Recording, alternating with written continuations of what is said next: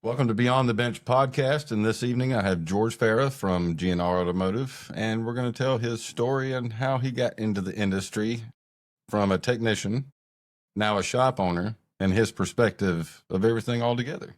Yeah. So, George, tell us a little bit about yourself. So I started off I wanted to be like an engineer. You know, I liked to draw when I was younger. Really loved drawing. I wanted to live in Germany and work for Audi. That's what I wanted to do because my dad used to work for Audi and my uncle still works for Audi. And as I grew up, I realized I wasn't very good at math, like at all, like algebra. I failed a couple times in high school, failed geometry a couple times. So like I washed the whole going to college and becoming an engineer. I'm just like, I don't think I can do that. But I never really thought about what I wanted to do. My dad's always worked in shops growing up. And just one day I used to go cut the grass for one of the shops that he was working at the time. And it was a hot summer day. I remember they were slammed. And the owner goes, "Hey, you want to learn how to do an oil change?" I'm like, "Not really, but sure." And he brought me inside. I won't forget it. It was like a dark blue Chevy Equinox, like the first gen Equinox, with a 31 or 400. And he showed me how to do an oil change, and that was kind of it. That's how I got sucked into it. You got sucked into I got sucked into it. I wasn't willingly like, yeah, I want to try working on cars. It was, hey, let me show you how to do this. And then I kind of liked it. And then here we are. Yeah, I'd almost the same way with me, but it was more like if it broke, here's a manual, I'll buy the parts, you fix it. Yeah. And I guess was more of learning to take care of myself that I was brought into with the industry, because before that I was in the service industry. Yeah. Working in restaurants for 13 years before I decided to go full on into it. So I get that. And I think there's quite a few people who got sucked into it not wanting to do it. Yeah, and my dad told me don't do it either. He's like, do not work on cars. You're going to get yourself an education. And I did like the exact opposite. You know, I did get an education, but I still ended up working on cars. And I did the same, ended up doing the same thing. I'm supposed to be working for Microsoft. Yes, that's what I'm saying. Like, it just, I don't know. Just got sucked in. Yeah. I don't regret it. No regrets. It's all building that fast car. Yeah. And that dream. And then like, I want to work on cars. I want to know things. And then with today's industry, it's not as easy as people think that it is. No, it's, compared to when I first started, that was probably 2014. So I didn't even have a driver's license. Like in 14, I was 14 years old, or 15 at the time. Mm-hmm. I was born in 99. And I just remember it being easier, just everything. Because what I started on was like 3.8s and 3.4s and Ford 3 liters. And like, it was all really simple, doing tune-ups, plugs and wires. It's like the automotive industry like really shifted really fast. Mm-hmm. The technology changed quickly. I agree with that. When I got into it, like just going through tech school and just deciding to do that. Yep. And try to advance what I didn't know and bring what I could, because all the kids that I went to college with are way younger than I am. Yeah. Right out of high school, so they're probably 10 years older than all of them. And some of them I helped out. Some of them didn't even really make it past the first year. Yeah. There's probably only a handful, like when it got into where diagnosing data bus, stuff like that. Yeah. That's where it was like, wow. But I want nothing to do with it, because it was like way over their head. Like the simple transmissions that we took apart were really nothing at the time. I want to say probably in the generation where the 6-speeds even started. Yeah. Of any manufacturer. And then getting computers involved was like, once they got into that point, it was way over their head. Yeah. I mean, I remember like when we went through electrical class in school, it's like or like engine performance, and they touched on like EEPROM. Like everybody was just like, "What is this? What is this magic?" You know, that's exactly what it was. Like, you know, you've gone through all this theory, and then like all of a sudden it's like, okay, well now we have a computer. And it's like everybody, you know, that's where you could see people start to lose like interest. You know, like I didn't come to learn computers; I came to learn cars. Like, unfortunately, cars a computer now. It's not. Yeah. It's not just nuts and bolts anymore. Yeah, and that's like half of the students that I see that grasp that. Half of them are not taught that and shown stuff of that. They're just kind of like thrown to here, replace this part instead of being taught to go through the diagnostic process. And the other ones that actually worked with me ask me the in-depth questions of like, well, I've done the 6.2 liter recall. I went through everything. I hit the Pico scope, captured the waveform, captured the file, put it all into SPS, because what it requires now is that you have to take the Pico scope reading from the car. You go through the process. SPS actually has a function for directly it says for the recall to test for a pass or fail. Gotcha. And then you use the Pico scope, set all that stuff up while you're halfway through the SPS. Then you go back into the Pico scope, run the truck for 15, 30 seconds at 2000 RPM, capture that file, throw it into a folder that has to go into the SPS portion of it for it to send, and it evaluates it. It tells you passed or failed on what you do. Yeah, when I worked for BMW, we had the N63, which is the twin turbo V8. They had a problem consuming oil, and they also had I remember there was a test plan in ISTA called timing chain elongation test. And it was like, you know, I can't remember. I mean, that was back in 2019, but I remember doing all these service bulletins, like for all the problems the cars had. It was like, okay. And then from there, you started, okay, well, do we need to do, what's the next steps kind of thing? But yeah, I remember doing that back in 2019. I mean, all the manufacturers kind of have the same problems at some point, unfortunately. And they don't learn from each other either, I don't think. I think they're all working together with the cheapest way to figure out how to. But how each manufacturer handles the issues is what's been kind of more important. But that's been even slacking. I think it, like everybody says in the comment section, set 2007, 2008, every manufacturer just went off the hill, especially with the bailouts, and everything was leaned back, in my opinion. It's not gained towards building a quality product. They had to get their profits back. They had to dig themselves out of that hole they dug themselves into. Yeah. That's what happened. Yeah, I know. Exactly. But we'll move on. What are some of the biggest challenges you faced in your first year of business, and how did you overcome them? Most definitely the biggest challenge, especially when we first opened, was not having a customer base. You're going in blind. And I don't care what people say, you can spend $2,000-$3,000 a month in Google Ads and still get nothing to come in. So we just started off small, passing out flyers at AutoZone. I mean, we'd hand out business cards. So I went into all my parts stores, got to meet everybody, gave them business cards. And if a customer needed help with something, they'd give them a business card. Hey, if you don't think you can do it, go up to this place and they might be able to help you. And then I got one customer from a local Facebook group called All Things Greenville. He needed a transfer case done on his 2014 Jeep Grand Cherokee. And he was getting all these like crazy high prices. And I guess a lot of people didn't want to work on it.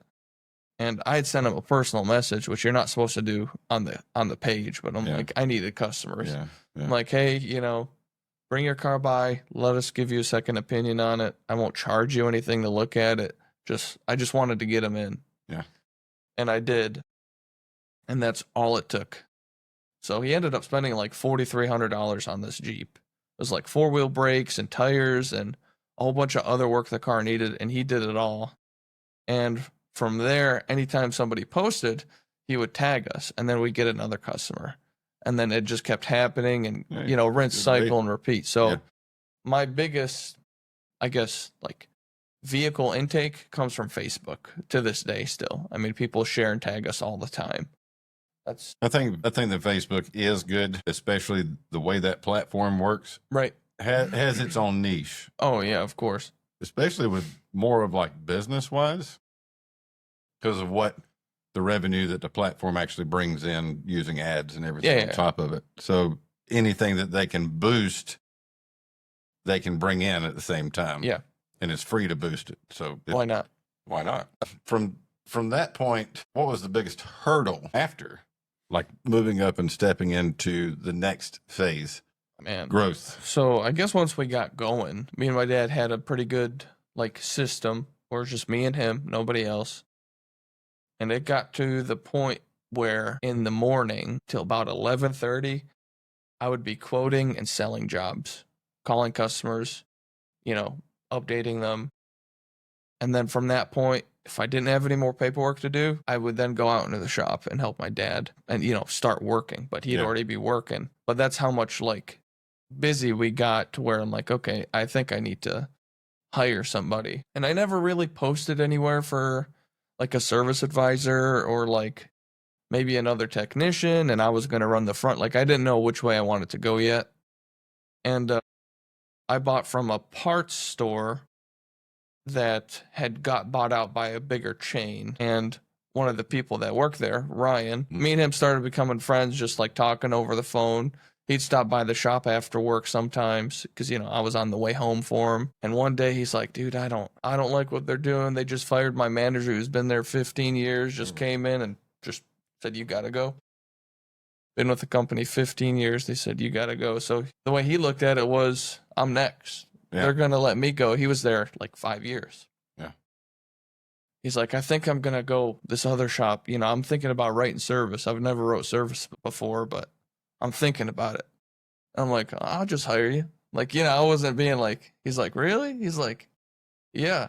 He's like, well, how much are you going to, you know, can you like afford another person? I'm like, I have no idea. Like, so That's we a come leap up, of yeah, faith. it was You've fake. got to. It was like, he's like, all right. And he'd put in his 2 weeks, and the company was like harassing him when he put in his 2 week notice. Like he's getting emails 2 o'clock in the morning from people above him. Like they're just trying to annoy the crap out of him. And he didn't make it till like that Friday, and he started Monday. So it was like 4 days went by. Okay. But yeah, that was, yeah, I think the next biggest step was me hiring somebody, which Yeah. I had never done before. Yeah. Obviously, you know,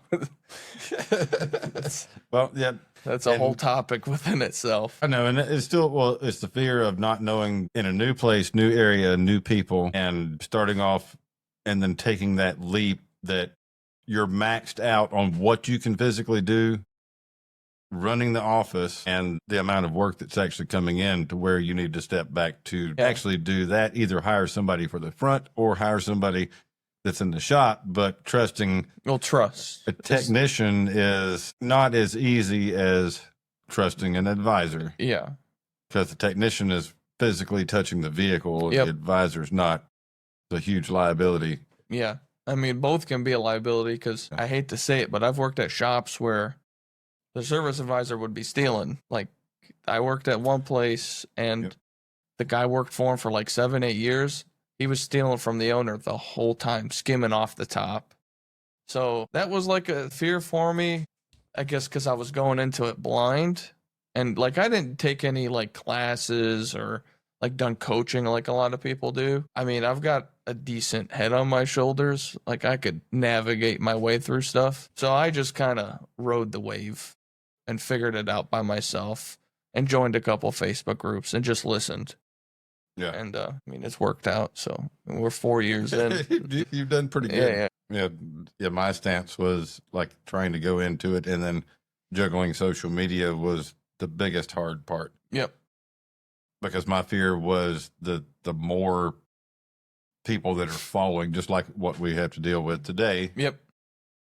In that sense, when it grows to an aspect, I have to worry about, do I have to worry about somebody from across the country just Right. randomly showing up, somebody calling, showing up at 2, 3 o'clock in the morning, banging on the door, dropping stuff off, and I show up the next morning and I've got all these cars and I don't know what to do with. Yeah. They find everything that they can about somebody. Oh, people are crazy. I mean, I was just gonna put Mm-hmm. them, just keep it at that. But people will go to the ends of the earth to find stuff out about you and what you do and your background. And it's kind of creepy. I don't know why people do it, but people do it. I just can't explain that part. Yeah, I had to realize that, like, being the shop owner and being the technician, instead of being one or the other at the same time, and managing the shop is one side of a headache, and then having to decipher either I'm going to be this or not be this is basically the same thing of me deciding, am I going to just shut everything and stop social media altogether? Yeah, I you gotta have to pick one. I have to pick one. Yep.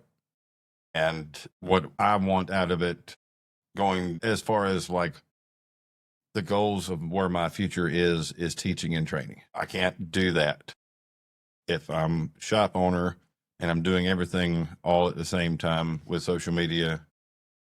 I had to choose, and what's the best option for me Yeah. and Well, what I mean, can give back to the community. If I have the Yep. ability to give that back, then choose. I had to choose. Yeah. I mean, it could be a hard decision to make, but at the end of the day, you know, we all love doing this, but we also do it for money. What yields you the best income towards yourself? Yes. And that- if that's it's the other whether it's aspect. social media or rebuilding a transmission or running a shop or just being a technician or a manager or whatever it is, I think that person should do what they do and make money at it, and it's smooth. Yeah, exactly. That's what I think. Choose that path, because it's been difficult for Tubby transferring into a salary position into full-time commission, Yep. and she's been worried. But yeah, but, of but course. she loves it. It's what she's good at. She's good at talking to the customers and having that relationship with them. Well, it's just like going from being, you know, hourly to flat rate. I mean, your flat rate, you start when you first join flat rate, you're kind of nervous. You know, I think everybody's kind of nervous, just not knowing like, "Oh, I got to make hours. I have, you know, I've got car insurance, I've got a phone bill, you know, whatever the case may be." Like, I was never afraid of flat rate because most of the shops I worked at when I was younger was either salary or hourly. Yeah. And I worked for a lot of really good people when I was younger, and I was just, my dad taught me to work. Like, if you're going to go to work, you need to put in 110% and do it and earn your money. And I did that everywhere I worked. So, Mhm. like, when I went into flat rate, I didn't have the flat rate mentality. I went to work to go to work, doing the same exact thing. I realized I was pretty good at it, like the flat rate part. I did not care about my hours until the end of the week because I just went to work. Like, a lot of guys do not have that mentality, but I just went to work to work. Like, Yeah, because their incentive is they start off with zero, and then by the end of the week, they've got to meet what they want, what their kind of goal is for. So that's the incentive to either match or exceed that goal in order to make money. Otherwise, you can sit around all week up until Thursday and not really turn many hours, and No. then get a you good could set have of two jobs. good tickets on a Thursday and you've made up your whole week. Yeah. You know, I've had weeks like that. It's not what you want, but, Nope, you know, it's, not what you want. yeah, it usually happened at the right times. So how do you balance the technical side of running a shop with the business and customer service aspects? As far as customer service goes, if I have to step in to, you know, I try and meet all my customers. It's really hard for me to say hi to everybody. There are Yeah. a lot of customers who don't even know who I am, which I'm kind of okay with. A lot of people just know Ryan. They call and ask for Ryan. Like, when I first opened, hey, is George there? Is George there? And then when Ryan come on, it was still that way. And then it slowly transitioned to, is Ryan there? I guess training your customer into just dealing with that person. Like, you know, you'll get those old school people are like, I gotta talk with so and so. Ryan has got them down to where, like, he's busy. Like, he's on a test drive. I'm not actually on a test drive. What can I help you with? So he's got that down pretty good for me. And then if I have to step in to like cool a situation off, like, he'll grab me, hey, I need your help with this. I've explained to them X, Y, and Z 30 times. They're still not understanding. Yeah. Yeah. Then Sometimes you just need a different person explaining stuff to somebody for them to grasp it. But as far as that part goes, I think we've kind of got it pretty well rounded. And what was the other half of that question? how do you balance the technical side with the customer service aspects? So balancing being the technician Yeah, and then Being- managing. that's difficult because I'm not very good at that part yet. Because I let Ryan pretty much manages the whole shop. Yeah. I mean, he is the shop manager. So what I worry about is dealing with, if I have to, vendors. Hey, why didn't you guys fix prices on stuff? Paying bills. We got a lot of bills. Like, it's just the nature of it. Just keeping things rolling. Like we just signed up with Swamp Rabbit, Greenville Swamp Rabbit hockey team. Mm-hmm. I am Okay. their vendor, or not vendor, but like I done a sponsorship with them. Okay. So I'm the only automotive shop for Greenville Swamp Rabbits. Okay. So that'll be the 25, 26, or I don't know how the season starts. I think the season starts in February. Mm-hmm. So I'll be part of that with them. But like I'm trying to do stuff like that and be a technician because I like working on cars. I don't want to stop. I mean, at some point, I'm sure I want to step back, but for the time being, I don't want to be that shop owner who, it goes golfing every day. Like that is not my kind of like style. Like I Right. couldn't do that. Everybody at the dealership went to play golf today. Yeah, like golf is boring. Like I'm sorry, like I don't think it's fun, and I'm bad at it. So like I like to do what I do. In that aspect, I just had it on the tip of my tongue. And then we started talking about golf. How old are you? 25. 25. 25. I opened the shop when I was 21 with zero money. I had good credit. My parents taught me to pay your bills, so I had good credit. So that would give the reason why behind that you're still doing both Yeah, as of far course. as like running the shop and being the technician. Yeah, I'm You're- still young. you're young enough to do it, but you're working smarter and not harder to kill your Yeah. back in the process. Yeah, Everybody asks you like, why are you pulling the cab on that truck? 100%. I pull a cab because I don't want to hurt myself. I mean, I was literally asked that today. Like, why do you? We done phasers on an expedition. It was a newer expedition. He's like, why'd you pull the body off? I'm like, one, I'm fat. Like, I'm not leaning over a hood, like a radiator support all day long, and then coming home and you're hurting. Like, I've got titanium rods and screws in my back from T3 to L3, so I've already got a bad back. I had scoliosis when I was a kid, when I was in high school, so I had surgery for that. But I'm not trying to, be that old man in his 50s, like just hunched over. I'm not trying to be that guy. Like that is not what I'm trying to do. Yeah. I feel you on that. And I think that would be good in a good sense that you're young and you're still doing both. That way you're putting as much profit as you can back, spending the least amount. It's just like a transmission rebuilder. When Jeff Martell was on here, that a transmission rebuilder repairs the transmission for the least amount that he can. Yep. With making the most profit. Yeah, of course. So investing into the business and doing it financially wise instead of going out and get Well, you as just much debt as you no, can. I see. I didn't do that. In the beginning, I went looking for deals. Like I remember looking for a strut compressor, a Brannick strut compressor. I drove to North Carolina for it. I only paid $200 for it. But a new one is like $1,100 to $1,300. Yeah. I did not have $1,100 to $1,300. I had a few $100s to spare on certain things slowly. So everything I bought in the beginning, like other than the lifts and like some jacks and jack stands just to have around, everything was used. I did not buy new stuff. The first big purchase I made, other than like equipment, was my Autel scan tool, which AutoZone financed to me, which I told them, I'm like, I don't want to have a 5-year like term on this thing. I'm like, will you guys do a 6-month like They're like, we've never done that before. Nobody's asked for such a short term. I'm like, well, I want a short term. And that was my first real payment. It was like a little less than $1,000 a month for 6 months. And because I did that, it opened a whole bunch of new doors with that company that AutoZone had financed the scan tool through. Mhm. And that's how I was able to buy like my 34YF machine, did it through that same company. And then when I ended up buying the 3 Challenger lifts when we moved into the new shop, same company, you know, at that point they'd given me like, you can spend $250,000 on equipment. It's just, I built that relationship right in the Yeah. beginning. You know, they're like, okay, they can pay for their stuff. Yeah.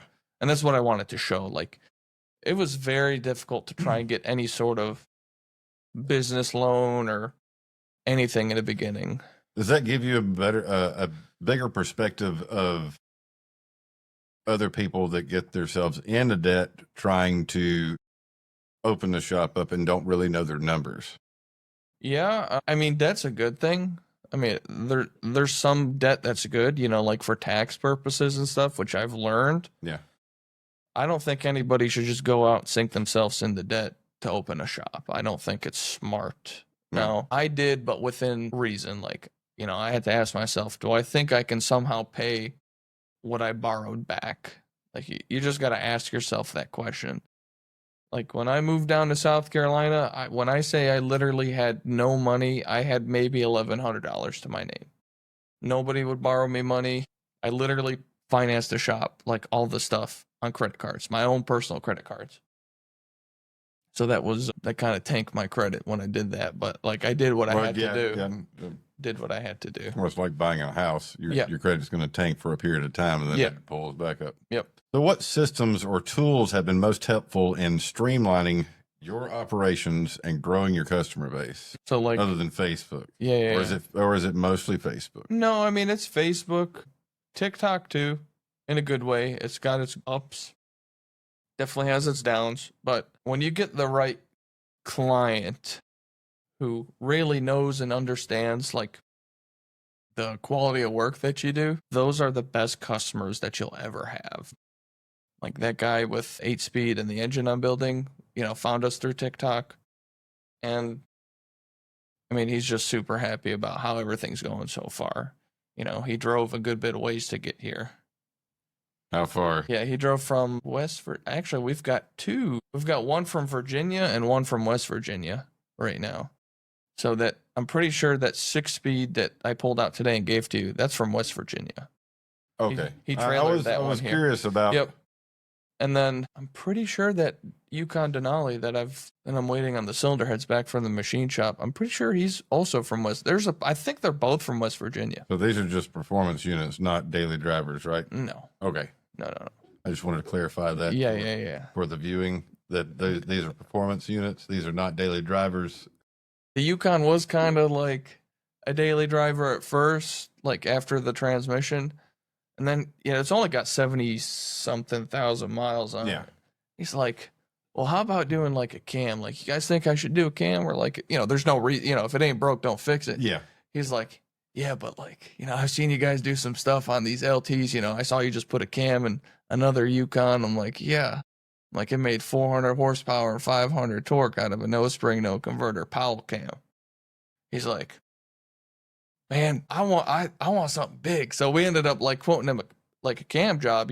Now we're doing a stall converter and everything. He said, okay. And just out of nowhere, he did not come down for that, but he sold himself on it. It's just, that's fine, man. I would be more than happy. Yeah. I mean, the people that want to invest into the vehicles, that's more of what our customer base is. And that's where most shops understand that they either choose what type of clientele that they work with, like doing supplied parts, customer supplied parts. It's a big issue in the industry, and that's up to each individual shop whether they want to do that or not. It's not saying that you should or should not do this, but of course, the advice that I would give is to not do this. Oh, yeah. I mean, we don't accept customer supplied parts. I did in the beginning. Like, I had to. Like, I had no choice. Like, I was just trying to make money at that point. I mean, the only time we'll really accept now customer supplied parts is like a lift kit, like, an aftermarket lift kit. And then I tell them, hey, by the way, I am a dealer for that company you bought a lift kit from. And they're like, oh, if we would have known that, would have just, brought it here. But it's that people don't know. At least you work with the manufacturer. Yeah, and if yeah. I there's work with a warranty lot of issue, then- different, yeah. And then maybe tires, but they have to be new. Like if somebody orders some big mud tires that I couldn't order from any of my vendors online, they want to put on, that's no problem. But any other part, no, absolutely not. Good.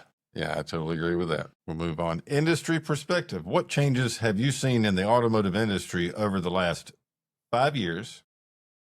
And how have they impacted your business with the changes? I think right now the biggest thing is the automotive industry is switching towards EVs.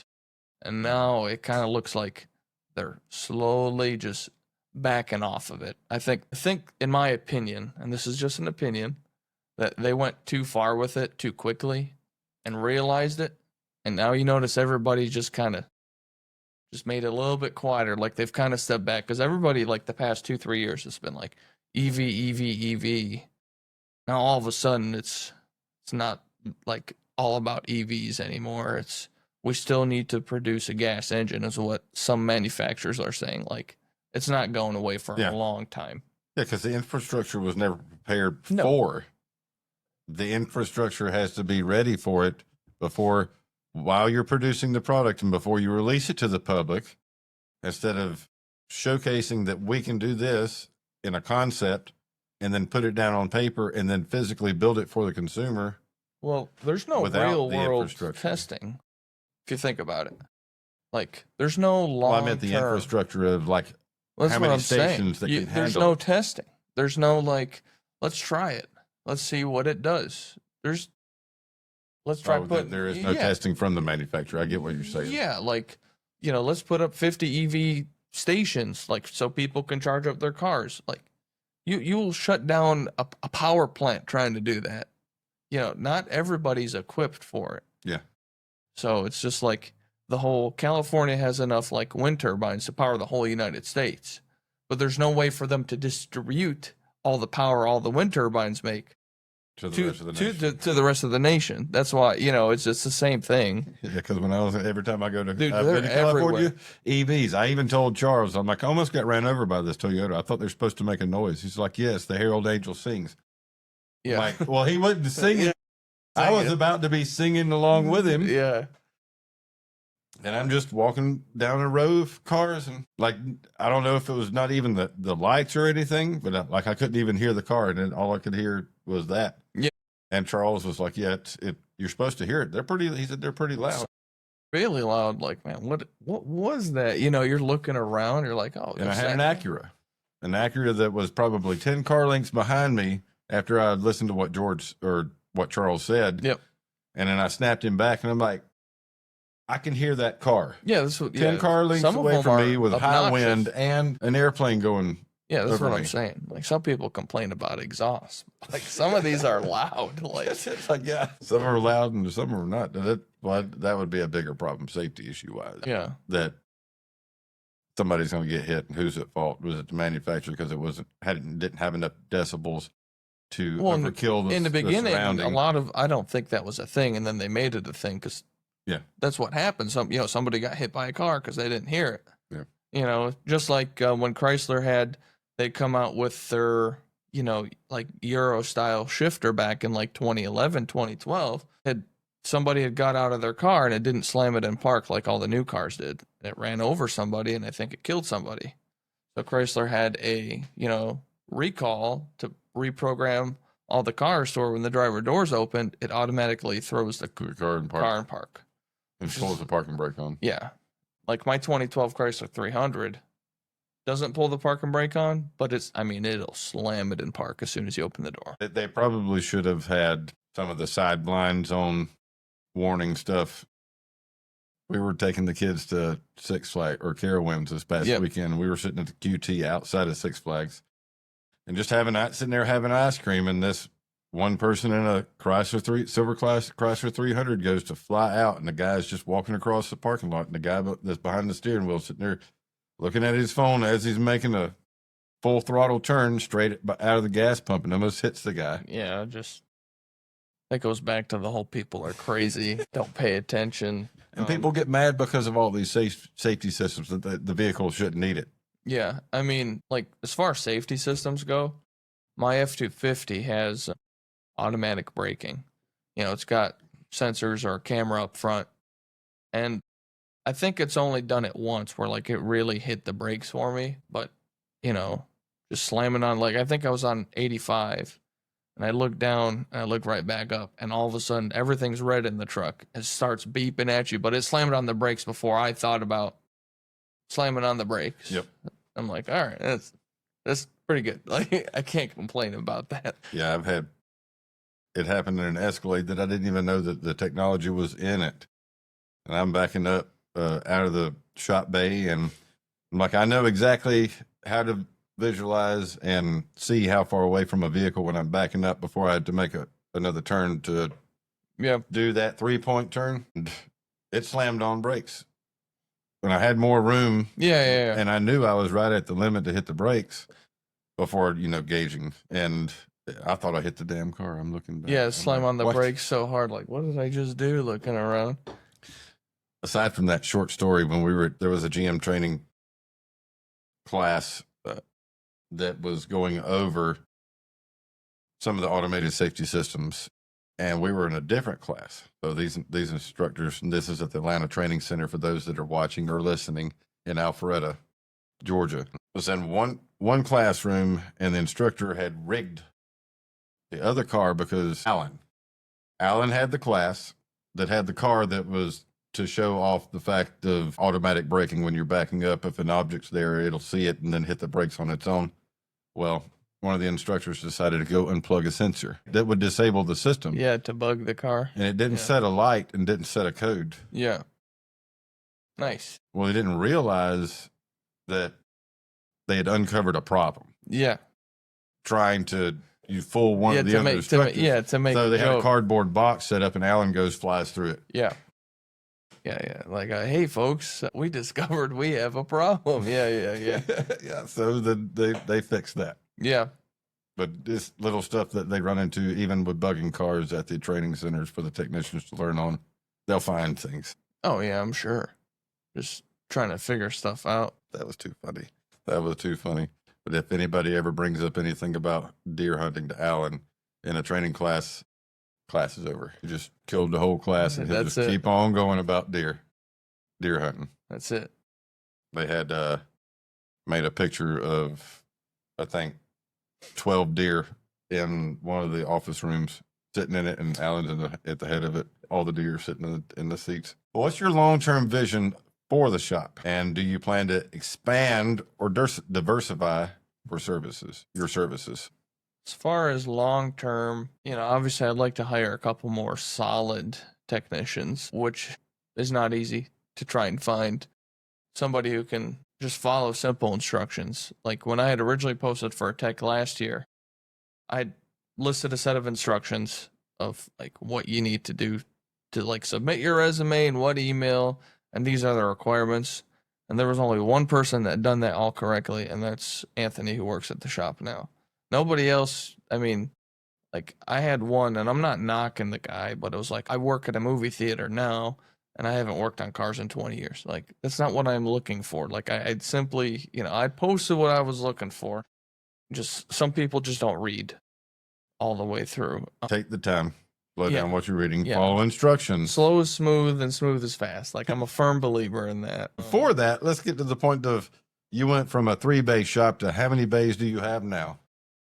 It's technically 8. So there's 5 bays inside, or not 5, 7 bays inside, and then there's the one lift outside. Long story short, the property that I was renting my building from, there was we're just gonna call it a mix-up with zoning, and I tried to fix it all correctly. Went down through that path, paid a whole lots of money to survey everything and split it all up and do everything correctly, and it didn't work. County said denied. The county said I was denied. There. Yes. And they'd even said I'd gone to one more meeting. They're like, looks like they got a great thing going, but they didn't do it properly, which it wasn't my fault. I should have done some more research on it, but I was I was not conned, but I was misled. We're just gonna put it that way. I'm gonna stay very PG. Mistakes were made. Yeah. So I had like, I remember they said, well, you got, 30 days to close up the shop. I'm like, what am I gonna do? And Ryan had only been there at that point. He wasn't there very long, and he stuck around with me. He's like, so it became a joke, like, like those old TV shows, like Overhauling, or like where they're like, oh, we're gonna lose the shop. Like that became a joke in the shop. Like it was like, if we don't get this car done by Friday, we're gonna lose the shop. But I remember we got an extension through Ryan's best friend. His grandfather is a senator, I think, or somebody high up for the state. Yeah. And he wasn't able to do anything for us, but he was able to get us in touch with the right people to get us an extension to stay at that 3-bay shop for a little while longer while we worked for a shop. Well, they gave you another 90 days. Didn't They gave me 90 days. So I had like 4 months total to look for a shop. 90 days past the 30 days. I'm like, okay, great. And we had found a shop on Wade Hampton, which I did not know. Like I didn't put 2 and 2 together at the time, but this was the same shop that you were supposed to go into. This was by sheer coincidence, but my cousin knew him from being across the street from his gas station in Pelzer. And he's like, hey, I might know somebody that has a building that they're going to be putting up. And then like at the end of the conversation, I'm like, man, this whole scenario sounds really familiar. I'm like, shoot, I think this is the shop that Brandon was supposed to be renting. I had a lease like wrote up and everything. And I just thank God that did not go through. Because I remember seeing that building go up, and then a week later it was gone. Yeah, because they probably permitting wasn't done right. Yep. They had and I just like, I don't know. I'm just glad that didn't happen for the both of us, either party. Because I felt bad too. I'm like, man, I just took this building from this guy who was supposed to get it. Like that's how I felt, Yeah. and I didn't like at that point. I didn't know you, but like 6 months maybe. I'm like, man, I just stole this guy's building. Like, that's how I felt about it. Yeah. But I'm glad it happened. And I saw a Facebook listing for the shop that we're in now that was for sale. It was up for sale for $600,000. I'm like, I can't buy that shop. But I had saw it and marketplace for rent. Like, I don't know why this shop is for rent. I had messaged them. They're like, oh, this is my dad's shop. He doesn't know that I have it listed for rent. Oh, Lord. It was something like that. Okay. So I had called a good friend of ours that worked at ATS. I'm like, hey, Mike, do you know this guy? He's like, yeah. He gave me his phone number. I tried calling him, called him, didn't answer. He's like, let me try. So he calls him, he answers. He's like, hey, that guy trying to call you wants to rent your shop from you. He's like, I don't have my shop for rent. He's like, you know what? Just here. So he called me, and I ended up going down there talking with him. He's like, yeah, I'm closing on this shop tomorrow. I'm like, what do you mean? He's like, it's sold. I'm like, okay. I'm like, I'd like to rent your shop from you. Like, I need a place to go. And we got to talking and everything. He's like, listen, this is the third deal that I've had in the past couple months where like realtors and lawyers didn't do their job right, and the deals kept falling through. He's like, I'll let you know by tomorrow. Okay. So I ended up coming by the shop in Berea and said, I like what you and your dad have going. I think I'll rent the shop to you guys. I'm going to call off my deal for selling the shop. Okay. And we come up with a number and set a 5-year lease, and here we are. So just last month, I ended up buying the shop from my landlord. Just things kind of worked out. Things fell into place. I told him I was going to try and get a loan for it, and he was okay with it. He didn't mind. And once I got like the final approval, I mean, things just took off. So I do own the shop now. I'm not renting it anymore. But yeah, that was all crazy how that just all happened. I mean, it's crazy how, one door closes and another one opens.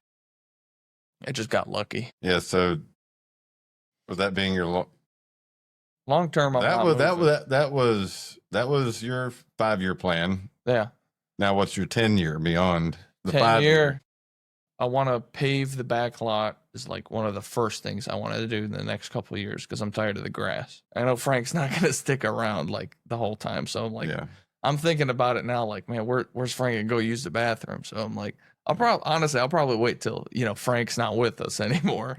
Don't you tell everybody who Frank is? Yeah, Frank's the shop dog. If you guys go on the Facebook page, you'll see Frank the Tank. I post him all the time. I post him on TikTok all the time, but he was a stray and we took him in, but he's just a big baby and he's old, like at least 10 or 11. And we've been saying he's 10 or 11 for the past 3 years we had him.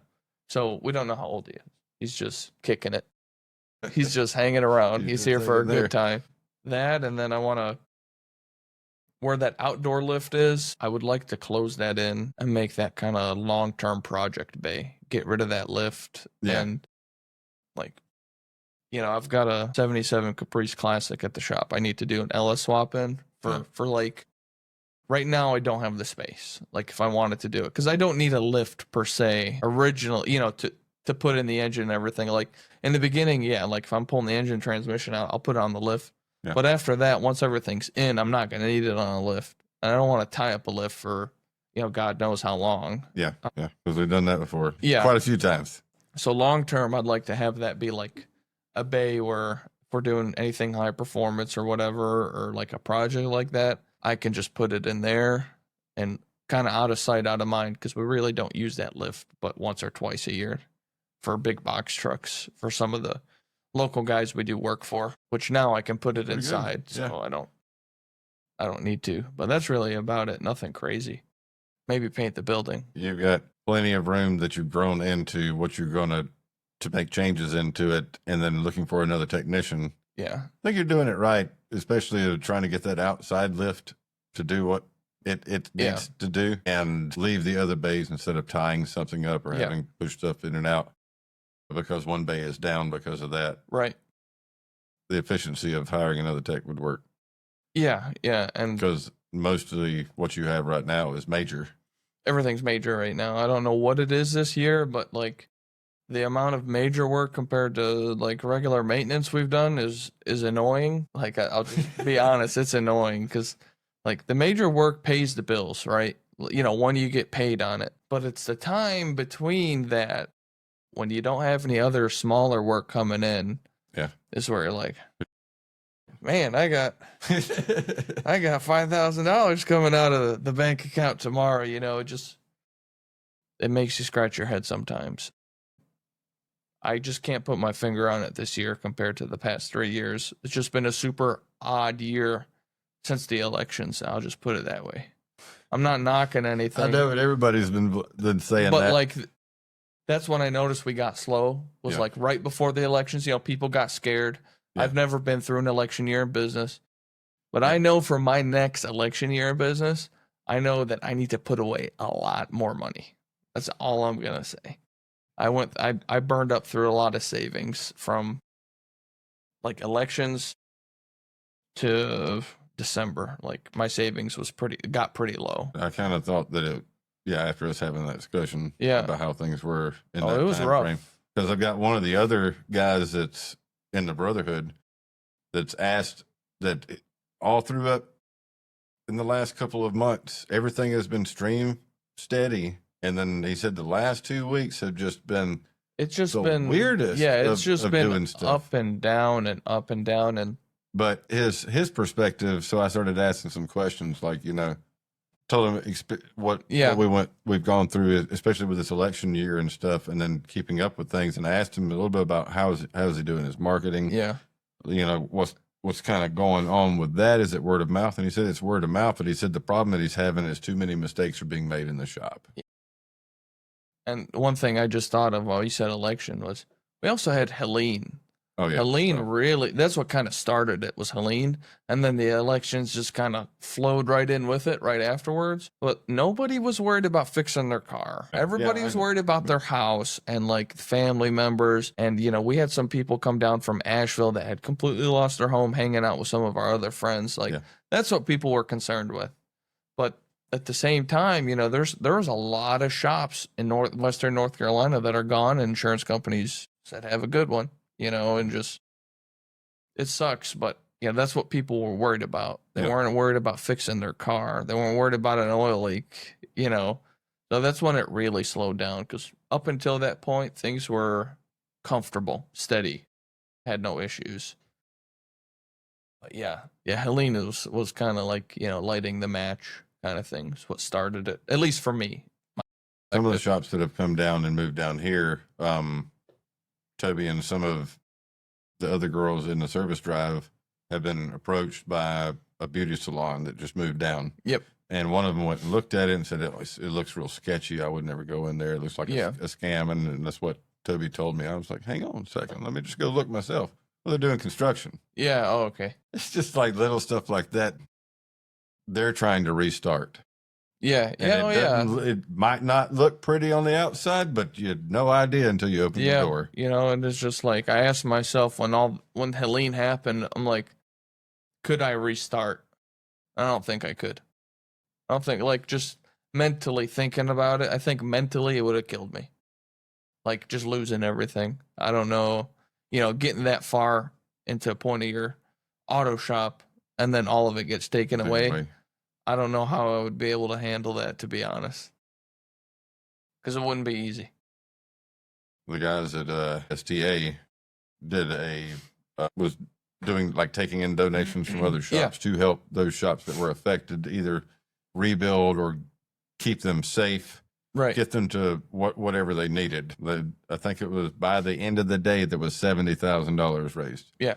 In just that one day, and it just kept going after that. Yeah. It was to the point to where my point of contact that just could not give me what I was asking to help and give back, that it was just so crazy. Yeah.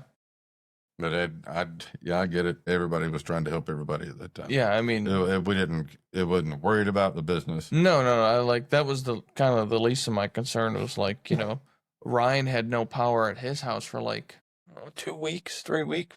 Mhm. He had to borrow my generator the whole time, was just living off my generator that I keep on the, you know, on the car trailer. Yeah. And we lost power for like 5 days at the shop.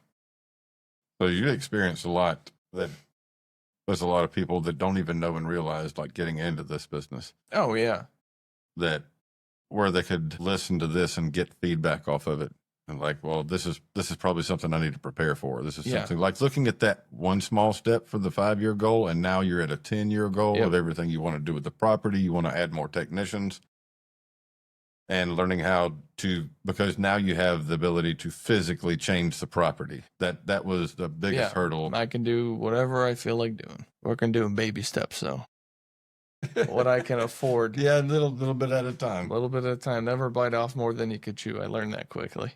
So how do you stay current with new automotive technologies and trends, especially as cars become more complex and digital? Training. At the end of the day, the cars are still operate the same. Just like, you know, we went to that WIT seminar over the weekend. Stuff like that's going to keep you updated. But as far as theory and operation, that is like, you know, that's the bones of it. Being able to read and comprehend service data, I feel like, is the biggest thing. Because, like with BMW, for example, you can go read what's called a FUB, which explains what that system is and how it works and everything. And that is on whatever, like, it could be an ABS control module, it could be a DME, you know, engine control module, whatever the case is. You can go read on how it works and it'll show you circuitry and everything. But I feel like just simply being able to comprehend and read simple service data, other than what you already don't know, is how, like, just to stay up to date. But like anytime we get offered classes, like if I can go to a class, I will. And it's something that you don't know about. Right. Just like that transmission seminar over the weekend, I learned a lot. Like, you know, I kept a lot of things in my head about that where, like, okay, you know, maybe, you know, we'll have one of these come in one day and now I know about it, you know, at least help me aid in diagnosing the issue. Yeah, because most of the customers want to know exactly why. Yeah. Not, especially when it comes to a transmission, they want to know why. Why did it fail? What Yep. part of it failed, so they can understand that they're not getting ripped off, that it could be something else instead of the actual transmission that's causing a transmission issue or causing to fail. Because there's always underlying issues. And Of course. I like that. And that's the biggest thing that Bill's pushing, is the lack of common knowledge. That's what I'm saying. Like, at the end of the day, it doesn't matter who the manufacturer is. They all work the same. Yep. A car still drives down the road. It's just how it's put together is what's different. You know, like It's all nuts, bolts, and wires. yeah, it's literally nuts, bolts, wires, and computers. And can it get confusing? Absolutely, especially with the lack of good service information. Like, in my opinion, two manufacturers that I dislike for service info are Toyota, because they don't just put the stuff in front of you. You have to go digging for it, and Mercedes. Mercedes is one of the worst for finding service data for. And actually, you have to pay now. Like, I've got a couple buddies that own like Mercedes Euro shops. Or if I need something, I'll just text them, hey, I need this wiring diagram because it doesn't exist in All Data or Mitchell or whatever the case is. Because the manufacturer doesn't want to give it to them. You know, they want you to pay. They want you to pay. Everybody wants everybody to pay now. It's like, Yeah. It gets kind of annoying because, you know, I pay for Mitchell and I pay for All Data. I've got Moto Logic. You know, between those three, that's like $700 a month. But I need it. Like, you can't run the shop without it. I agree with that. And that's like when Bill was in the class and like how many people were in there, and he asked how many have access to any type of service information, Yeah. All Data or Mitchell, and only 7 raised their hand. Yeah, that's what I'm saying. Like, Not all the shops, I want to say, do anything with newer technology vehicles, but those shot only 7 out of a couple of hundred people that were there. That bothered me. yeah. That really bothered me. Well, like, you got to think about it this way. When a car's released, right? That technology for that vehicle, that platform, is minimum 5 to 7 years. Yeah, I would say yes. Right. I agree. So, you know that once you learn that, you've got 5 to 7 years at least before they change something. You know, they might have a technical update or do something a little bit different. Oh, on this year, they finally realized that was a problem and changed something. But for the most part, like, you know, like we're just starting to see the past year or so, like 2015 and newer, like Yukons, and you know, before that it was all GMT 900. Now it's whatever the new, you know, GMT K1 or whatever GM calls that platform. But you know, I'm still used to working on like, you know, 04 Silverados. Like, you know, that used to make me a lot of money as a technician working for shops, like doing front end work and valve cover, you know, stuff like Yeah, that. well, yeah. You know, BCM's going bad, you know, on that era truck used to be like a really big thing, but it's like you don't see that stuff anymore. And it's slowly starting to phase in these newer vehicles because, Yeah, technical service bulletins are coming out left and right. yeah, Every single month there's a list that's produced, and it's not like there might be 1 or 2 here and there. Yeah. There's like a whole bunch That- coming out. And I get a brand new truck that comes in with 3 pages of recalls and service updates. And well, that doesn't hit the aftermarket, but like if something that's along that line that's on a newer style vehicle that the shop may or may not know about, or the technician doesn't know about because they don't have access to look and Yeah. see, well, it may be this that they changed a part design, Yeah. part number changed, or Yep. a repair procedure changed. And then sometimes if it's covered by the manufacturer, they won't Yeah. do that because the customer never went to. right. And you know, like, Like, you know how many VIN numbers that Ryan sends me on the trucks for the Yeah, yeah, I transmissions know. that I'm like, this has a recall. yeah. Well, luckily Mitchell will tell you if a vehicle has an open recall or not. Like, Yeah. it'll flash at you in yellow while the RO is open. Like, this vehicle has open recalls, and that's helped. Like, we've fixed a lot of cars that way. You know, like the customer doesn't know about it. They're uninformed. They never got the mail Yeah. from the manufacturer because, you know, they don't know who has the car. Yeah. And like, we're just now getting in like 21, 22s, like model year vehicles. Like, I've noticed that here the past couple months, like everything we're starting to work on is a little bit more fresh. So it's like we're having to, like, yeah, you know, before I take that apart, let me just go read about it real quick just to make sure, like, you know, like, Yeah. you don't just push in brake calipers on brake by wire vehicles. Like, you got to put them in service mode kind of thing. Like, Mm-hmm. because if you don't, you know, you're Yeah, going to be and spending and the newer 45 ones minutes. with the T1 trucks is the first time that I've Right. seen a rear caliper be twisted like Ford does with theirs Yeah. And in it's order to like, compress it. You can't just compress it. yeah. Well, it's like I'm used to that because, like, Fords have been using twisting calipers since the 90s. Yeah. You know, it was just like, it was just another day. But A lot of people don't know on those twisting calipers with electric parking brake motors. When you put them in service mode, you can just push them straight in. A lot of people sit there and try and twist them, but they move so easily. You can take your thumbs and just push them straight in because the motor's completely disengaged. You don't have to twist it. It'll go right in. A lot of people don't know that. We tried that with the new T1. Really? With the new T1. With T1 trucks, yeah. Because that's what we were doing beforehand. And they were like, no, you have to get this. You have to do it like the Fords. Really? Yeah. Because like on the Fords, when you put them in service mode, you just... You can, but it will not go all the way back. The Mm. piston will not go all the way back. You Oh, still I have got to you. turn it. Twist it just a little bit. That's where I ran into it with an issue with the first one that I did. And now they have the service procedure where you have to take the cap off when you do that as Yep. well. Otherwise, the ABS module could just brick itself out of nowhere. Yeah, that's what I'm saying. And like, it's just good to freshen up sometimes. Yeah. You know, just make yourself self-aware. Okay, now I know, you know.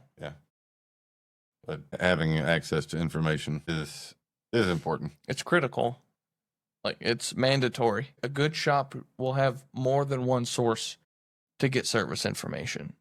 Yeah. I'm not knocking the shops that only have one source, but, you know, more than one, because one's not always going to have everything. It's like the whole topic and discussion of like scan tools. Not one scan tool is going to do everything. That's why we've got like 4 or 5, and they're all very expensive, but they all shine in their own department. And I've seen labor times be different between ALLDATA and Mitchell, and then going back to the manufacturer, nothing matches. Well, absolutely. Just like, what are condensers now? Like on the GM trucks, like an hour? You know, 5, like on, still 5 something. is it? Like on Toby's era of truck? It's like Tahoe? 5.4 to do it customer pay. Yeah, customer pay, but warranty time's down to an hour. Yeah. I'm pretty sure. Yeah. Okay, well, Mitchell You goes get an off- hour, you get an hour and a half. Yeah, Mitchell goes off of warranty time. I remember when they were 5 hours warranty time. Like when I first Oh, started. yeah, yeah. That's what I'm saying. Well, that's not what Mitchell goes off of until Until they figured out how to correct. not disassemble half the car to get it out. Correct. Right. You know, but we still sell them for 3 hours plus. Yeah. Yeah, I think it's reasonable. Yeah, I agree.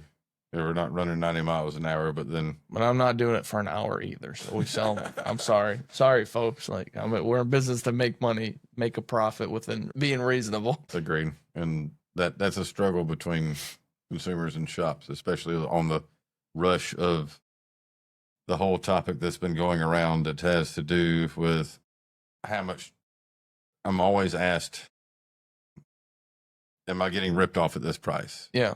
Or is I've been quoted by 3 different shops for an Allison transmission to get it repaired, and they're all different. Can you explain to why? I'm like, the rates are going to be different. Well, and they all Their do parts things differently. pricing, Yep. everybody does everything different. It's not going to be that they're either too cheap on one end or too expensive on the other end. It's just how their shop kind of operates in Yeah. order for them to be profitable. And maybe they don't have that much overhead. Maybe they know how to look at their effective labor rate Yeah. and charge appropriately. Yeah. So those are headaches that everybody will go through if you're trying to open up a shop for the first time of yourself. Oh, yeah. I started off at $85 an hour when I first opened.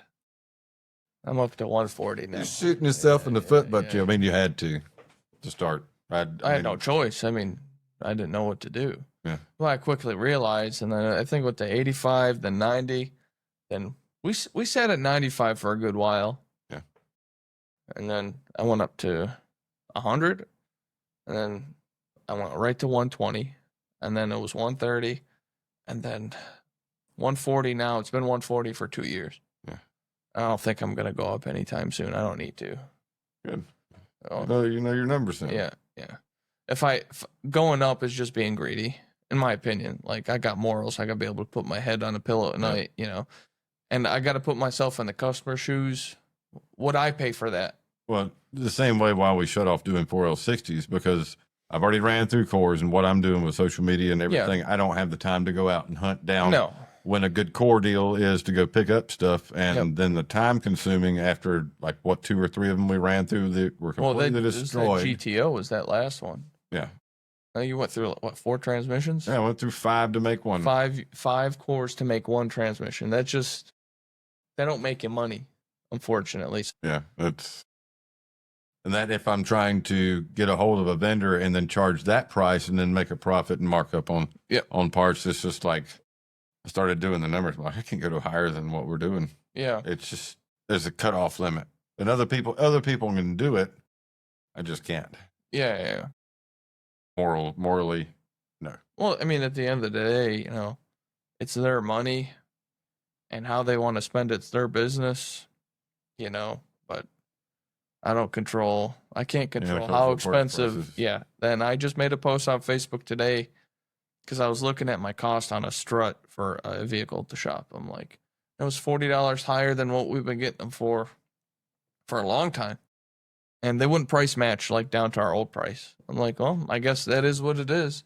And it bothered me because when I first started, it was $75 cheaper than what the price was. So it's like, we're getting two of these for what we're paying for one now. Yeah. It's like, it is what it is. I really can't control it. Brakes. Guys, brakes have gone up a huge amount the past year and a half. And we were eating it for a while. Like I was just eating the difference just to get the job. Because we're usually doing other work. I rarely have people just come in and just get a brake job. We follow the 300% rule like pretty well. Good. So we're always like, if there's something else wrong with the car, it gets it gets quoted, it gets presented. So if we're losing a couple dollars on a brake job, but making a whole bunch of money somewhere else on that job, kind of like I was using it kind of like a loss leader. I definitely wasn't losing, but I wasn't making what I wanted to make on it. And I finally got to the point where they had another 2 price increases on brakes. I'm like, I got to go up. My brakes went up by $100 an axle, and like it bothered me a good bit. Like I'm like, it is what it is. Like if I want to be profitable, I have to go up. A 4-wheel brake job now, like on average with a brake flush, is almost $1,000, which sound like it's crazy. Like to me, that's crazy. But I've got no choice on a car. Light duty truck. Yeah, I know. Did you see the post that Chris Craig posted? Mm-mm. Talking to he's been on a kick with brakes, and I'm like, all right, I'm gonna stick with Chris's role. Yeah. Here recently, I want to stick with the flow. He's on a good track with it, and trying to promote his book at the same time. Yep. So I'm solid in listening through everything he's saying all the way, and then I'll take that and give the perspective of what I'm seeing directly as being at the dealer and helping them. Yeah.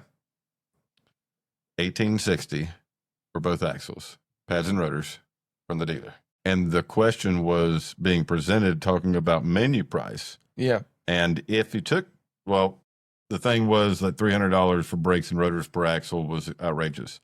And then Chris hit off that and then started discussing about the menu pricing side of it. And if it wasn't menu priced, because everything is actually what's menu priced is warranty time.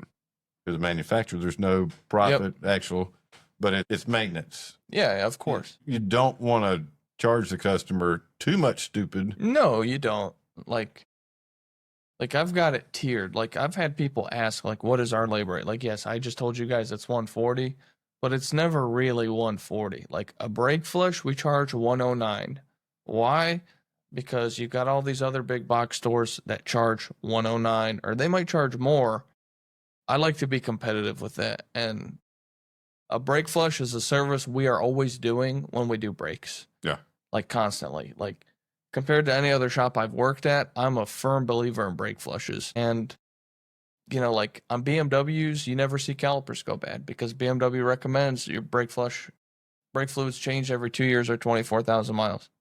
I can tell you, I've seen one brake caliper replaced when I worked at the dealer in the 2 years I was there. Like out of all the technicians, it's like one brake caliper. Like changing brake fluid's a good thing.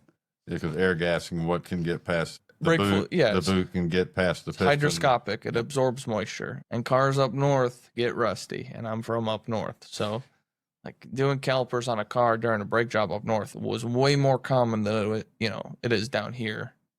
Calipers being physically seized, like not pushing in, replacing hoses. That was kind of a normal brake job. I used to do a lot of calipers and hoses up north. The discussion of brakes will go on forever. Oh yeah. And ever and ever. But yeah, I told Chris, I'm like, all right, if we're gonna sit here on the menu price side to try to keep it comparative, and I take that same ordeal, and I told him, I said, I don't know how much it is individually. I just remember knowing that the last three that I quoted that needed front and rear was like 1860. So I told him I already know what the labor rate's $186 an hour. Yeah. And then if I take, and I already know exactly how much, so that's 2 hours. Every technician to the shop gets 2 hours Per axle. per axle, Yeah. regardless Okay. if you cut or replace a rotor. Okay. I'll keep my comments to myself on that. As far as I know from what I heard today, it may be an hour and a half to replace the rotors and the pads. It may be 2 hours to resurface and Yeah, replace the pads. Because we're 1.2, like for your standard, caliper bracket. If you take and look at the warranty time that it actually is to do either or, it'd be like an hour per axle. So there is the markup in it. Yep. So the technician is making that. But I told him is if we took it and say a part of that has to do with the rear, Yeah. then we have extra time because you have Yep. to grab a scan tool. You have Yep. to, so that's incorporated in the time to do the repair. So if you take and mark that up, and you take and mark up the warranty time for the front side as well, and then take and put it at full labor rate, Yeah. it was $3,000. Yeah. And like to me, that's just being greedy. In my opinion. Like I get Well, I agree, and I told Chris, I'm like, you're triple if dipping. people want to take away the menu price entirely for brakes, then do so, because you'll probably never have a consumer come in the door. Well, that was the first thing Ryan's like, dude, I was going up on brakes because we're gonna lose brake jobs, which we haven't. But like that's the first thing that comes to your mind when you go up in prices is like you kiss that goodbye. But it's not how that works, just educate the customer is the biggest thing. Like, hey, stuff's going up, can't control it. I'm just passing it on. I got the same amount of markup on it, so Yeah. it is what it is. I can't. Vendors don't listen. They don't want to get together like what Walmart does and tell them what we want to pay. Like refrigerant. Don't get me started on refrigerant. I remember when ASC did their first introduction to the industry about the refrigerant, and it was $10 a gram. Yeah. I was like, I remember sitting in a parking lot listening to the podcast, and I was like, a car or can the take seminar, I was like- 550 grams. Yeah, that's expensive. I'm like, holy crap, this better not ever leak out because the Yeah, consumer can't afford it right now. 1234s come way down on price. I buy it by the 25 pound tank, which I didn't even know existed. Before I was buying it for 10 pounds, and it was like my cost was $500 for 10 pounds. Yeah. Versus when I first started, a tank of 134 was $79.99, and then it shot up to 400. Right after COVID, which it's only down to $200. Been 4 years. Their excuse in the beginning was, when I say I'm calling them out, I'm calling all the refrigerant, I'm calling DuPont out, okay? I don't care. In the beginning, there was a shortage of tanks, the metal tanks. Okay. Like, okay, what's the most logical thing? Put a core on the tank, send it back to the parts store. Parts store can send, a pallet back of tanks back. Yeah. No, they never did that. And then the next thing was, one of the chemical properties for it, they just kept coming out with different. I'm like, no, it's all right, guys. And then, I finally figured out, if you called the parts store and asked them, can you price match the other parts store? They won't let them. Every single parts store will not let them price or override the price. In the computer, and tell me this isn't fishy, their cost will be the cost that they're selling it to us for. I'm sorry, but I do not believe that. It shouldn't. They're just making a boatload of money because they realize, people are paying for it. Why should we go back down on price? That's the whole 1234 YF's going to be expensive. They'll pay that. Yeah. So we're going to do the same thing to a cheaper product. Yeah. So your $99 AC recharge, those days are long gone. Long gone. That was doable in the beginning. When I was $85 an hour, charge an hour for evac and recharge, and refrigerant was literally a few dollars. So you're making money. Oh yeah. If at $99, a line of cars outside. They didn't want to fix the car. You'd see them again next year. And some people just don't want to fix their AC. They just keep recharging it. It's like, that's up to the consumer, but Yeah, I've seen the consumers that do that. I'm okay with tell it. them I know where it is. It's expensive. Yeah. You're on the road. You ain't got to do anything. They're Yeah. like, just charge it up. I'm like, yeah, there are some people I see every year for AC recharge. Like, yeah, well, I understand it because Hey, they're you're- on the road and they're traveling and they're just like charge it up. They'll spend the money just to do that, just to get some AC Like- for a period like, of time. hey, Bob Joe, your condenser's still leaking. And we'll Okay. fix it when you get back. Just charge it up, and then you see him again next year, the year after. I'm like, yeah, I'm okay with. I mean, that's at the end of the day, that's their decision to not fix it. It's a repeat business for me. I mean, it sounds kind of sleazy, but it's like, they don't want to fix it. That's on them. I'll be more than happy to keep recharging your AC. I'm just gonna be honest. Fill it up. Just fill it up. I especially now, it's getting hot. Yeah. Oh, yeah. Definitely right now. The last question of the evening. What drives you to keep pushing forward in a competitive and constantly evolving industry? What's your drive? My drive. I like what I do. I like being my own boss. I don't got people telling me what to do. I mean, my dad might exchange a few words with me, but that's about it. I mean, being able to wake up every day and go into somewhere that's your own, Yes. that you own, is a really good feeling. Really good feeling. So, I mean, that's what drives me. Other than that, I go to the shop and I just take each day by itself. Try not to stress out too much. There's a lot of stress, but I try not to let There it kill is. me. I've had a couple moments, but what just happened? Hello? It's still recording. Hang on. Testing. Dang. That whole time? I got pretty good battery life. This monitor works. Yeah. I really dislike the battery life on the Go 3S. I had to charge it 3 times pulling that unit today. Like, I'd hear it go beep, beep. I'm like, dang it. Start charging it again. Yeah. Let's see. We good? Back? Yeah, everything's back. It's still Oh, recording. okay. We got. Hello? I ain't got to change anything. I don't have to adjust anything. Yeah, as clear as we get. Yeah. But back to what I was saying. I like doing what I do. I don't know how to explain it, but I'm glad I'm in the position I'm in. I'll just put it that way. I wouldn't change it for anything. I definitely couldn't work for anybody ever again Yeah, I agree with that. because I'm very hard-headed too. I don't like taking orders. I'm the same way with the guys at the dealer. Like I have to prioritize me first, my business first before I step in and assist them or do anything. 'Cause Yeah. literally there's one truck that's been sitting in the bay waiting with extended warranty back and forth and yada yada for like 2 weeks. Yeah. It just sits there and it's a Yeah. part with a harness and like who's going to pay for what? Yeah. Arguing, battling back and forth. I'm like, all right, it'll just sit there. I'll let you guys figure it out, Yeah. Good luck.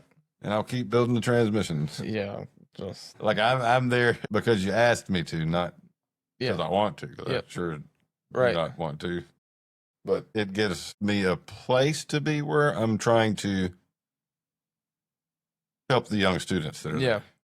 The guys that are in college going through the ASEP program and what they're being told and how they're being taught. They don't agree with it.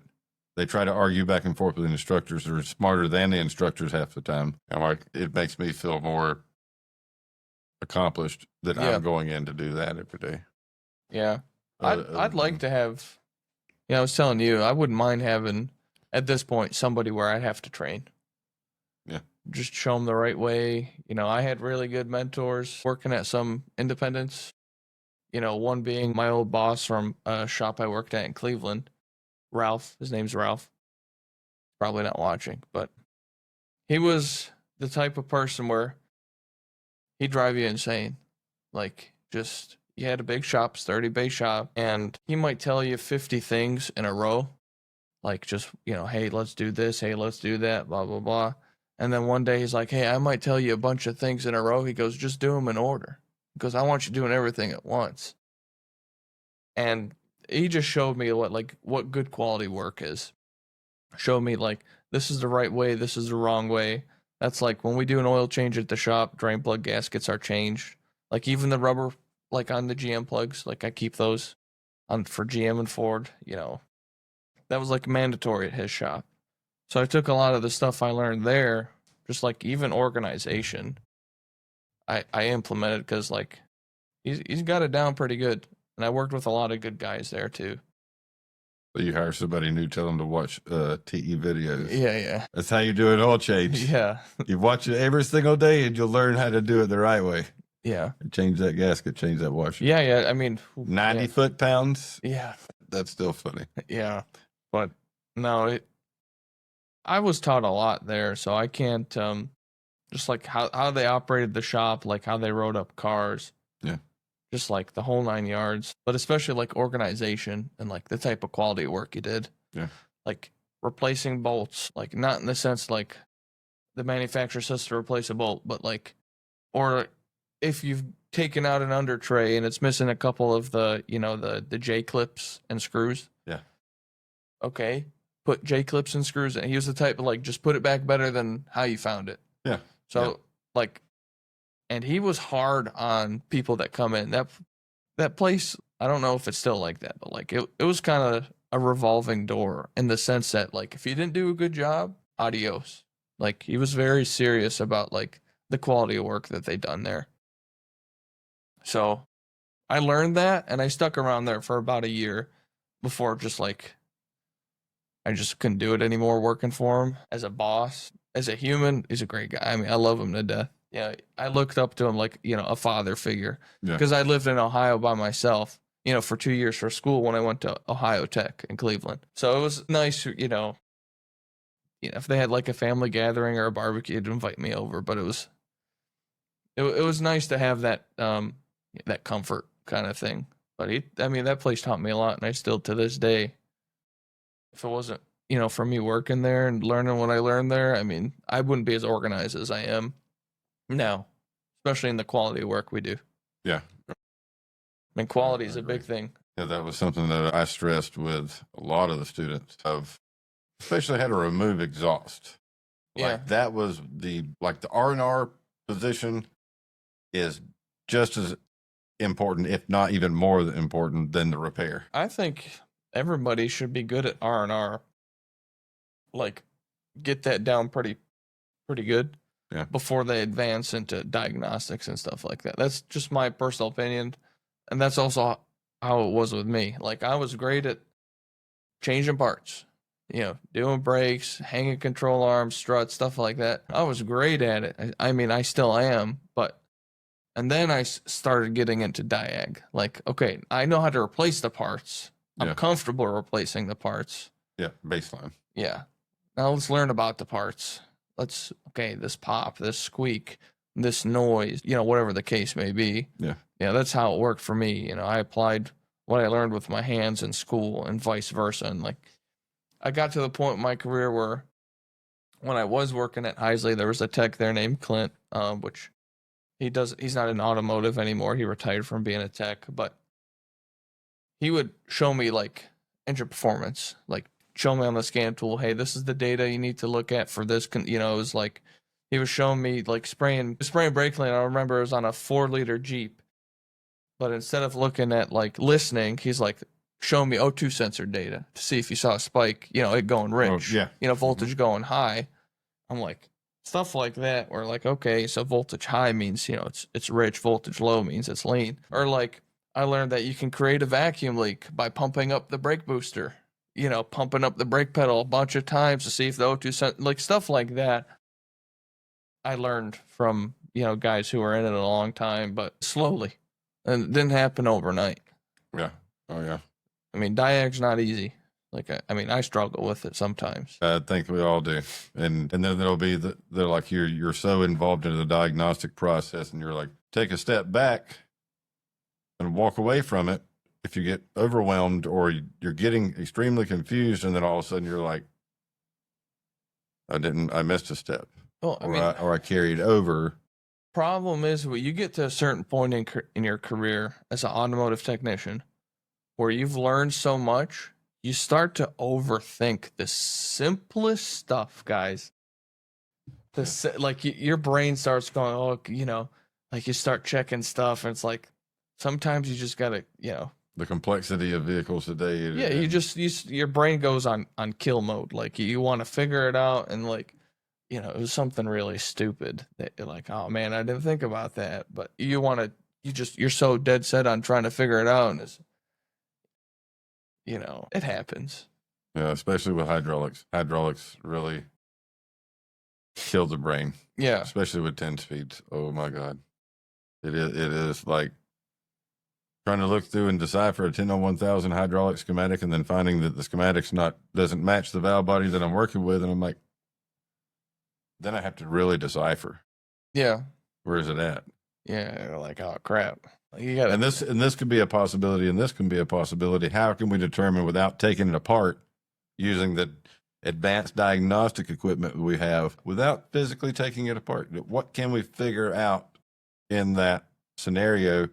Just like when something is built, there are X amount of point of failures within that piece of machinery that is produced, and how you can reduce those point of failures, and then thinking about a transmission and deciphering through that, then you have to narrow it down to just a few possibilities. Few components. Yeah, I mean, there's way to see it even with a scan tool, and how they caught like a cracked 1, 2, 3, 4 piston in a 6L80. Yeah, there's a way to see it on the graph. I'd have to pull it back up. Transgo Robert showed me about it. He said, "Just watch this, and this is where we found where the piston's actually cracked, and how it." Oh wow! How it just showed up where it was trying to make a 1-2 shift, didn't make the 1-2 shift. Didn't make the 1-2 shift. It just backed down, skipped it, went on to third, and I was like, yeah, okay, yeah. But I do feel I'll like keep that in my back pocket. Yeah, at some point, all technicians will get to a point where things will just click. Like all of a sudden, you're like, this all kind of makes sense now. I got to that point very early, like, working with good mentors. Once they show you, like, when they make it look easy, and like you're like thinking like, man, that's the hardest thing ever, and they make it look easy, that is all it takes sometimes. Is like, all right, that really wasn't that bad. Yeah. You just got your feet in the water, and then you might get a couple more diags, and they're like, all right, here you go figure this one out. And like, you take everything you learn, and based off of what you learned from them, you're like, wow, I figured it out. You go run it by them. Hey, what do you think? Yeah, that's good job, kind of thing. You just slowly just keep doing that. And then you get to, like, for me, diag was like, it came easy to me in the beginning because I had good mentors.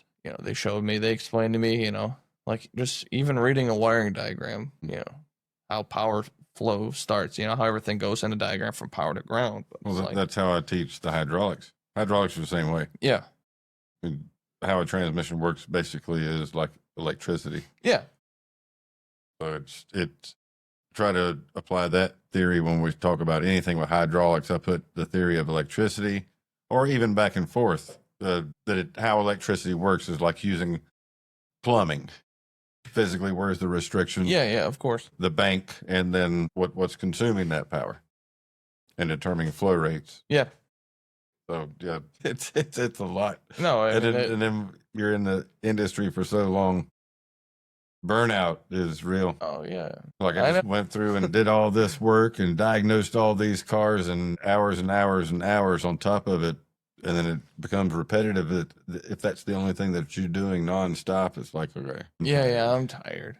Like I'll come home and be like, I'm exhausted. It's like I didn't do a lot of physical work that day. Yeah, it was. But it's just like work. All mentally, like, like Ryan will crack jokes at me sometimes, be like, do you even do anything here? Like, it's a joke, obviously, because I do a lot, but it's like, I'm not flagging hours, right? Because I don't need to flag hours. I've got technicians that flag hours. That's how the shop makes money. But it's like, some days I'm just like, this whole business thing's kind of a lot, You're just like, man, I'm tired. Like I'll go home and take a shower and relax on the couch. I may build a unit a week, and where I told you where I need to stay. Like when Lake was there, and I told him, I said, I need to do three units a week in order to make a profit. Yeah. When I started looking at my numbers, like even more in depth, that I was like, the amount of time that I'm spending actually mentally working is with everybody else in the shop. Yeah, exactly. It's not what I'm actually physically doing. It's like, hey, can you come look at this? Hey, would you do this? Hey, I got this problem. Hey, I got this, and hey, I got that. Well, that's like why I don't do a lot of. I mean, I do a decent amount of like physical work at the shop, but like compared to my dad and Anthony, I mean, they do way more than me. But at the same time, I could pull a car in to start a brake job, and I might be pulled off of that brake job 5 times. My dad might need me, Anthony might need me, Ryan might need me, Frank might be out in the middle of Anderson Road. I'm running after Frank because he likes to do that. Yeah. But it's like not that I'm cursed, but it's like I've never, or like if I'm doing a phaser job on a Ford, when I pull the body off, I'll get to a point and then all of a sudden, like I'm always pulled off the job because I have to. Yeah. It's like I've been pulled off this job and then all of a sudden the truck's been in the shop with the cam off for 3 days. It happens, unfortunately, but that's the whole point of I need another technician. Yeah. That's anybody wants a job, we're hiring. Well, I'll end it on that note, Yep. and I think we've had real good conversation. Yeah. Brought up a good bit of highlighted points over where you started and where you are now, and the fact of where your goals are going forward. And there are headaches, and there are good days, there are bad days, and keeping up with not losing sight, not spending money improperly. Look at your numbers, make sure you're charging enough, and it's always an uphill battle. Yes. Never easy. Never will be. That's what we do. That's what we do. Well, we'll see you guys next time on the podcast, and we hope you enjoyed it. About an hour and a half. Need some coffee.